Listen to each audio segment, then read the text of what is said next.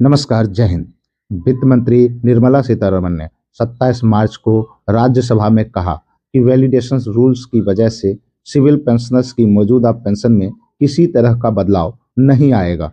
Validation rules का defence pensioners पर किसी तरह का असर पड़ने वाला नहीं है, क्योंकि वो दूसरे रूल्स के अंदर आते हैं। वित्त मंत्री निर्मला सीतारमण ने 27 मार्च को डिफेंस और सेंट्रल गवर्नमेंट पेंशनर्स की चिंता दूर करने की कोशिश की। उन्होंने कहा कि मौजूदा नियमों को वैलिडेशन से पेंशन पर कोई असर नहीं पड़ेगा। पेंशन प्योरिटी के बारे में उन्होंने कहा, 1 जनवरी 2016 से पहले रिटायर्ड सेंट्रल गवर्नमेंट के सभी एम्प्लॉय को उतनी ही पेंशन मिल रही है जितना 1 जनवरी 2016 के बाद रिटायर्ड एम्प्लॉयज को मिल रही है। लोकसभा ने फाइनेंस बिल 2025 के हिस्से के रूप में सेंट्रल पे कमीशन रूल्स और कंसोलिडेटेड फंड ऑफ इंडिया के पेंशन लायबिलिटीज पर खर्च के सिद्धांत में जुड़े वैलिडेशंस के कानून को 25 मार्च को पारित कर दिया था। वैलिडेशन से जुड़े इस कानून की वजह से डिफेंस और सेंट्रल गवर्नमेंट पेंशनर्स को अपनी पेंशन को लेकर चिंता हो गई थी। उन्हें लग रहा था कि इसके चलते उनकी पेंशन घट सकती है। वित्त मंत्री निर्मला सीतारमण ने 27 मार्च को राज्यसभा में कहा, वैलिडेशन रूल्स की वजह से सिविल पेंशनर्स की मौजूदा पेंशन में किसी तरह का बदलाव नहीं आएगा।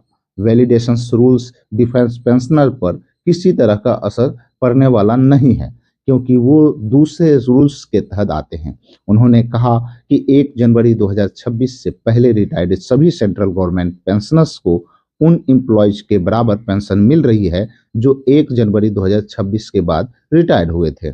उन्होंने यह भी कहा, मौजूदा रूल्स का वैलिडेशन 6ठे सेंट्रल पे कमीशन की सिफारिशों को ध्यान में रखते हुए किया गया है।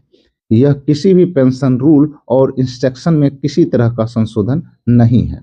उम्मीद है वित्त मंत्री के इस बारे में सफाई पेश कर देने के बाद डिफेंस और सेंट्रल गवर्नमेंट पेंशनर्स को अपनी पेंशन को लेकर किसी तरह की चिंता नहीं रह जाएगी।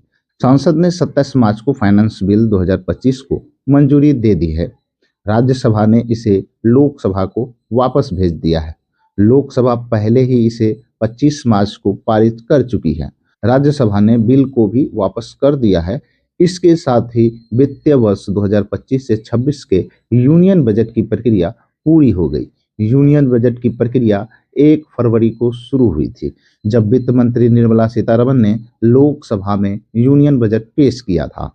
वित्त मंत्री के इस स्पष्टीकरण से यह स्पष्ट हो गया कि वैधीकरण नियमों का कारण रक्षा और केंद्रीय सरकारी पेंशन भोगी की पेंशन में कोई कटौती नहीं होगी। यह बयान उन सभी पेंशन भोगियों के लिए राहत भरा है जो पेंशन को लेकर चिंतित थे।